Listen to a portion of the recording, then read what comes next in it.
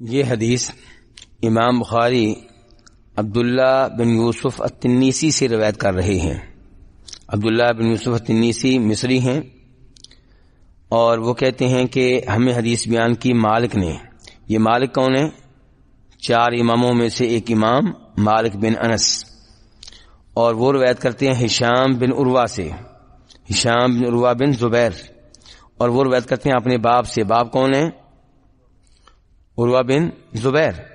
اور وہ کس سے روایت کر رہے ہیں؟ اپنی خالہ ام المؤمنین عائشہ رضی اللہ تعالی عنہا سے، کہ حارث بن ہشام نے سوال کیا۔ یہ حارث بن ہشام کون ہے؟ یہ ابو جہل کا بھائی ہے۔ حارث بن ہشام یہ کون ہے؟ ابو جہل کا بھائی ہے۔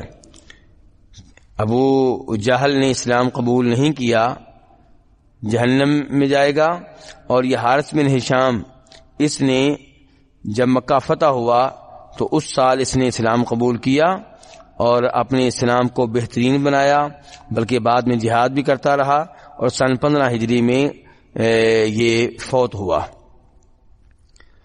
تو حارث بن ہشام نے سوال کیا رسول اللہ صلی اللہ علیہ وسلم سے، فقال، تو کہا، یا رسول اللہ، اے اللہ کے رسول، کیف یأتیک الوحی، آپ پہ وحی کیسے آتی ہے؟ یعنی کہ جب وحی آتی ہے تب وحی کی کیفیت کیا ہوتی ہے، اور جب وحی آتی ہے تو آپ کی کیفیت کیا ہوتی ہے، اور جب وحی آتی ہے تو وحی لانے والے کی کیفیت کیا ہوتی ہے، یہ سب کچھ اس میں داخل ہے۔ تو کیف یأتیک الوحی، وحی جو ہے آپ پہ کیسے آتی ہے؟ فقال رسول اللہ صلی اللہ علیہ وسلم، تو نبی علیہ الصلوۃ والسلام نے اس سوال کے جواب میں فرمایا، احیانا یأتی مثل صلصلۃ الجرس۔ احیانا کا مطلب کیا ہوتا ہے؟ کبھی کبھی، کبھی کبھی یأتینی، وہی میرے پاس آتی ہے، مثل صلصلۃ الجرس، گھنٹی کی ٹن ٹن کی آواز کی طرح۔ کبھی وہی آتی ہے تو ایسے آتی ہے جیسے گھنٹی بجائی جا رہی ہو اور مجھے اس کی ٹن ٹن کی آواز آ رہی ہو۔ وَهُوَ أَشَدُّهُ عَلَيَّ، اور یہ وحی کی اقسام میں سے سب سے شدید قسم ہے میرے لیے۔ ان کی جب وحی اس شکل میں آتی ہے تو میرے اوپر بڑی گراں گزرتی ہے، میرے اوپر بڑا بوجھ پڑ جاتا ہے۔ فَيَفْصِمُ عَنِّي، تو یہ وحی جب مجھ سے موقوف ہوتی ہے، منقطع ہوتی ہے، تو وقد وعیت عنہ ما قال، تو یہ اس حال میں منقطع ہوتی ہے کہ میں اس وحی میں سے وہ کچھ یاد کر چکا ہوتا ہوں، ما قال، جو اس نے کہا ہوتا ہے۔ وَأَحْيَانًا، اور کبھی کیا ہوتا ہے، یہ وحی کی دوسری کیفیت ہو گئی۔ پہلی کیفیت تو آپ نے دیکھ لی، گھنٹی کے ٹن ٹن کی آواز کی طرح۔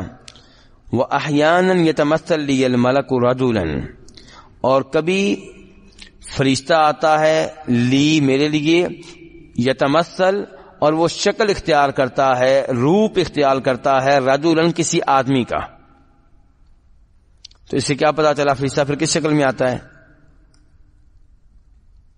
ہاں جی، کس شکل میں آتا ہے؟ انسان کی شکل میں، بشر کی شکل میں۔ اور عام طور پہ جبریل علیہ السلام دہیہ الکلبی کی شکل میں آیا کرتے تھے۔ ویسے ایک حدیث کل ہم نے بھی پڑھی ہے کل، کہ جبریل کسی انسانی شکل میں آتے تھے، یاد ہے آپ کو؟ حدیث جبریل جس کو کہا گیا ہے۔ تو یہ اس حدیث سے بھی پتہ چلا کہ فرشتہ جو ہے عام طور پہ آپ کے پاس کس شکل میں آیا کرتا تھا؟ انسان کی شکل میں۔ جبریل علیہ السلام کو نبی صلی اللہ علیہ وسلم نے ان کی اصلی شکل و صورت میں صرف 2 دفعہ دیکھا ہے، اس کے علاوہ وہ جب آتے تھے انسانی شکل میں آتے تھے۔ تو آپ فرما رہے ہیں وَأَحْيَانًا، اور کبھی کبھی يَتَمَثَّلُ لِيَ الْمَلَكُ رَجُلًا، فرشتہ میرے لیے کسی آدمی کی شکل اختیار کر لیتا ہے، فَيُكَلِّمُونِي، تو وہ مجھ سے کلام کرتا ہے، فَأَعِي مَا يَقُولُ، تو میں یاد کر لیتا ہوں اس کو جو وہ کہتا ہے، جو وہ کہتا ہے میں اس کو یاد کر لیتا ہوں۔ قالت عائشہ رضی اللہ تعالی عنہا، ام المؤمنین عائشہ فرماتی ہیں، وَلَقَدْ رَأَيْتُهُ، میں نے نبی علیہ الصلوۃ والسلام کو دیکھا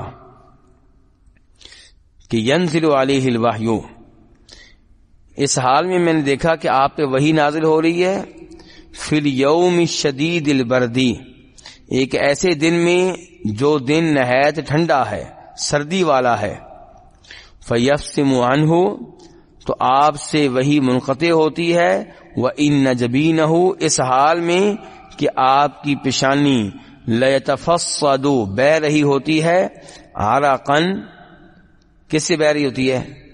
پسینے سے، یعنی کہ آپ اس سے اندازہ لگا سکتے ہیں۔ اب یہ اس حدیث میں وحی کے بارے میں کافی معلومات آ گئی ہیں کہ جب وحی آتی تھی تو وحی کی صورت کیا ہوتی تھی، جب وحی آتی تھی آپ کی کیفیت کیا ہوتی تھی، آپ کی حالت کیا ہوتی تھی، اور یہ پتہ چلا کہ وحی کتنی عظیم شے ہے کہ جس کی وجہ سے سردی کے ایام میں، شدید سردی کے ایام میں نبی علیہ السلام پسینے سے شرابور ہو جایا کرتے تھے۔ تو یہ وحی کے بارے میں چند معلومات تھیں جو امام بخاری رحمہ اللہ نے یہاں پہ دینا چاہی ہیں۔ چلیں